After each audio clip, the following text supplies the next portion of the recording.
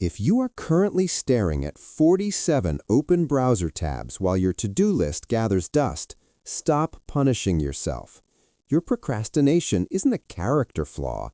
It's a biological strike by a CEO brain that is physically exhausted from trying to fit a hurricane of curiosity into a postage stamp-sized box of traditional organization.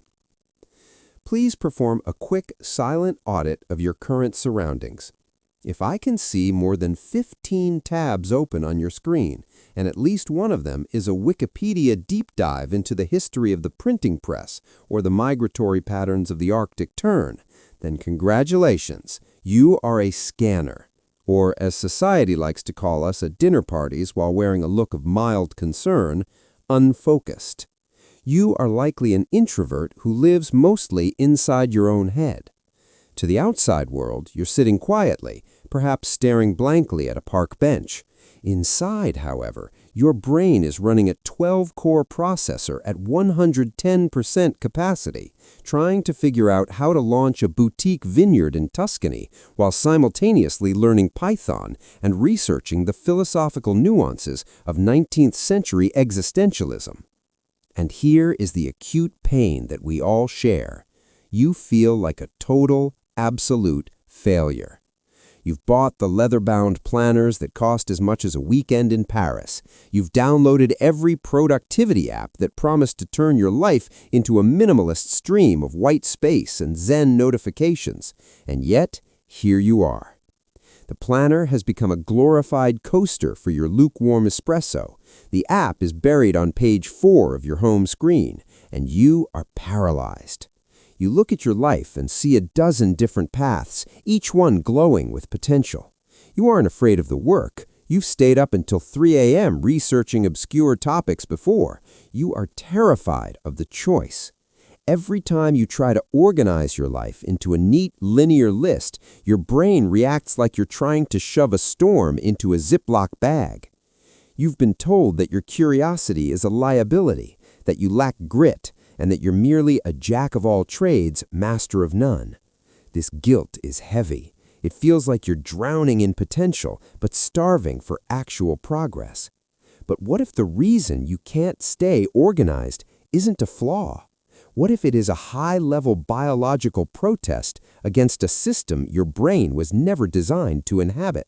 To understand this resistance, we have to pull back the curtain on your neurobiology and meet the overworked CEO of your brain, the Prefrontal Cortex, or the PFC. In the world of neuropsychology, the PFC is responsible for executive functions, planning, impulse control, and the bane of our existence, making decisions. Here's the catch that explains your 2 p.m. burnout. The PFC is the most expensive part of your brain to run. It consumes a disproportionate amount of glucose and oxygen compared to any other region. In the hierarchy of your body's energy budget, the PFC is a top-of-the-line gaming laptop with a massive cooling fan, while the rest of your brain is essentially a solar-powered calculator. This brings us to our first core scientific concept, decision fatigue. Every choice you make, from should I answer this email to what should I have for dinner, drains the battery of your PFC. For the average person, this is manageable, but for the introverted multitasker, life is a constant, high-fidelity stream of mental simulations. You aren't just making a to-do list. Your brain is simulating the entire outcome of every single task on that list. When your environment is chaotic, filled with unfinished projects and half-read books, your PFC becomes terminally overloaded. It's like having 50 heavy-duty apps running in the background of a smartphone. Eventually, the hardware gets too hot, the battery hits 1%, and the CEO simply goes on strike. This is procrastination, but from a neuropsychological perspective, it's a metabolic protective mechanism. Your brain is literally shutting down the PFC to prevent a total system crash. Furthermore, we must address how we learn. For the last century, Western society has operated as what psychologists call a kind learning environment. Think of a golf course or a chessboard. The rules never change, the goals are clear, and success is found through repetitive, narrow specialization. This is the world of the I-shaped person, the specialist. But the modern world is a wicked learning environment. Here, the rules change constantly. Feedback is delayed, and patterns are hidden beneath layers of noise. In a wicked world, hyper-specialization is actually a risk. Your brain, with its seemingly random interests, is actually hardwired for this wicked reality.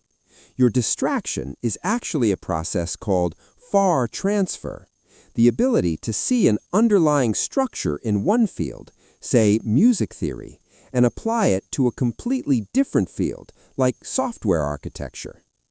You resist organization because traditional organization is built for kind environments. It tries to force you to be a cog in a machine when your brain is designed to be an integrator of worlds. So how do we fix this? We need to move from management to energy architecture. The first step is to outsource the CEO. Since your PFC has a limited battery, you must stop using it as a storage device. Every "I should do this" held in your head is an open loop consuming metabolic energy. We leverage the Zeigarnik Effect, which states that the brain remembers uncompleted tasks better than completed ones, causing a constant background hum of anxiety. To stop the drain, you need an external brain.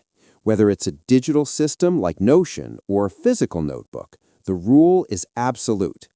If an idea enters your head, it must be offloaded immediately. By capturing your fleeting obsessions, you signal to your PFC that the information is safe, allowing it to stop the simulation and save its energy. The second step is adopting the M-shaped geometry.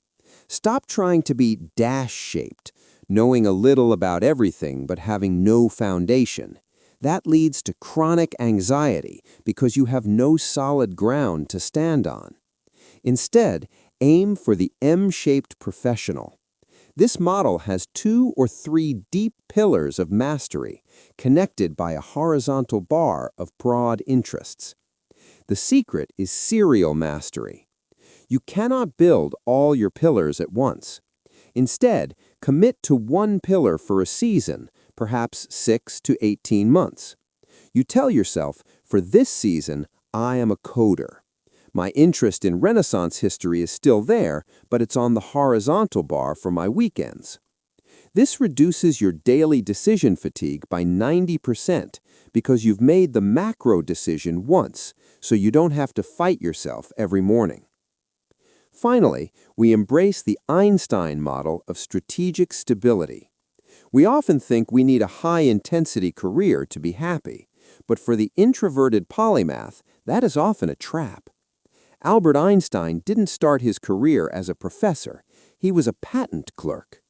It was a stable, low-drain job that provided him with the cognitive surplus he needed to wander the universe in his mind. We organize the boring stuff, the bills, the schedule, so that we can be creatively chaotic in the areas that matter.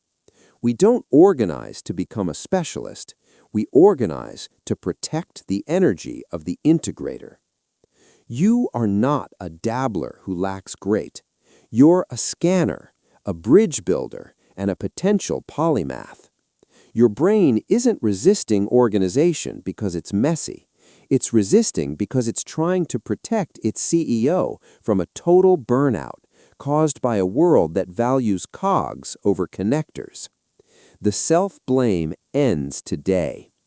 The I-shaped specialist is great for a world that stays the same, but the M-shaped integrator is the one who thrives in a wicked world. Your curiosity is your greatest strategic advantage. Stop trying to force it into a 1950s filing cabinet. Start being the bridge. Your brain will thank you, and you might just find that the hurricane is much more useful once you let it out of the bag.